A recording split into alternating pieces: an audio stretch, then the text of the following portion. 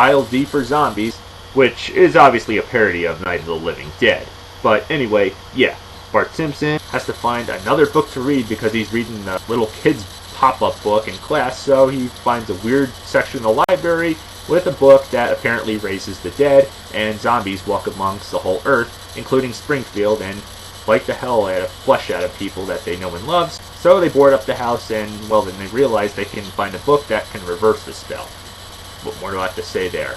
It's zombie-rific right there, and perfectly appropriate for Halloween there. But you already know what my favorite is out of these three.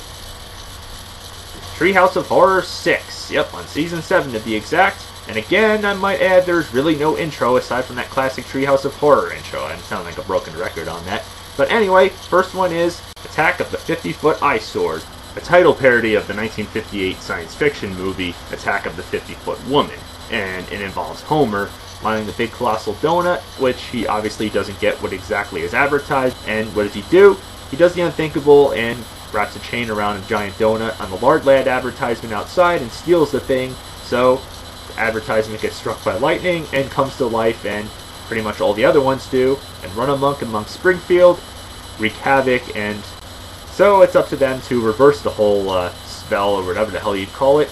And they call amongst Paul Anka to sing a song saying, "Just don't look," because, well, as soon as you stop paying attention to the advertisements, and how true is this, they'll go away. This is probably why this is my favorite out of the three. So, yep, I said it right there. Not much to say. It's funny as hell.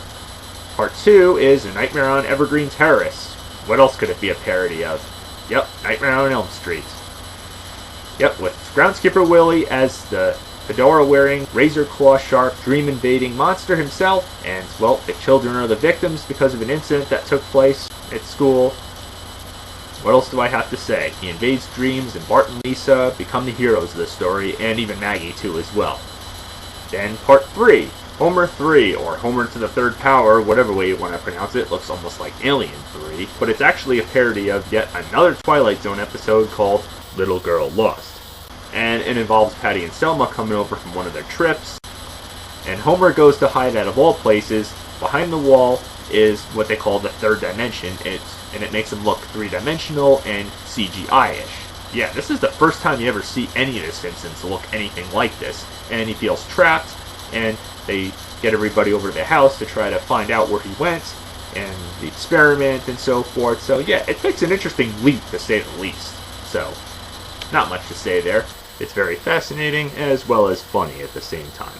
Alright, and the number one episode that I think is the best, you probably know what it is if you've seen my favorite episode list and Halloween specials to be exact. Best Treehouse of Horror episode, Treehouse of Horror 5, on Season 6 to be exact, and the first one is my favorite. This is why I love the special in particular, The Shining. Yes, what else could be a parody of? The Shining, the classic Stanley Kubrick movie based off this classic Stephen King book about, well, Homer Simpson and his family going to a cabin to obviously house sit while there's nobody there, and Mr. Burns and Smithers are the ones leaving them in charge. They cut off their beer and cable, which drives Homer to the point of insanity. Yeah, not because of cabin fever, which it does snow, and Groundskeeper Willie is of course the one with the shinning power. Yeah, he even says shinning, not shining, the other, and he says, what, want to get sued? Yeah, and Bart is the one that he uses the shinning in between. I mean, there's so many funny things in this that just take it above and beyond.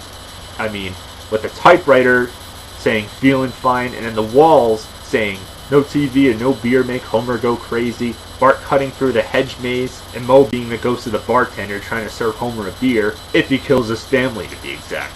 It's just a perfect parody right here. I mean, yeah, we know The Shining has been parodied and referenced to death, but this is probably my most favorite one, and this is the one that anybody can refer to when they reference The Shining in parody form.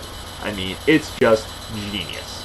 Absolute genius. I love the part where he tries to break the door open with the axe, and, well, as you know, he misses a couple of times until he gets the right door where his family is. And it's not even in the bathroom. Do I have to say much more there?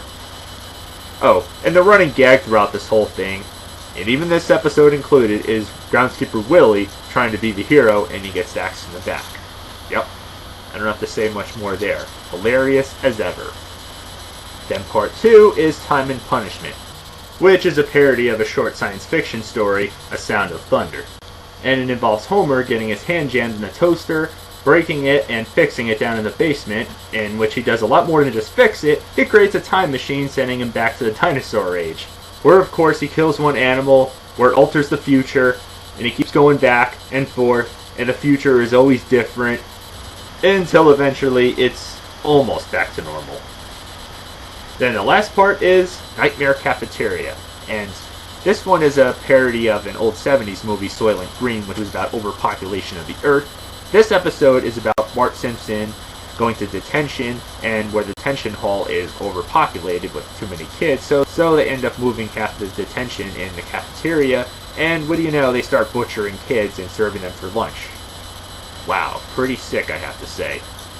There's even an ending to this whole thing that can be a little disturbing but funny at the same time, and ain't much to say there. I already said what my favorite part of this whole 3-part episode is, so that's why it's my number 1 out of the best Treehouse of Horror episodes. Till next time, keep watching. Happy Halloween.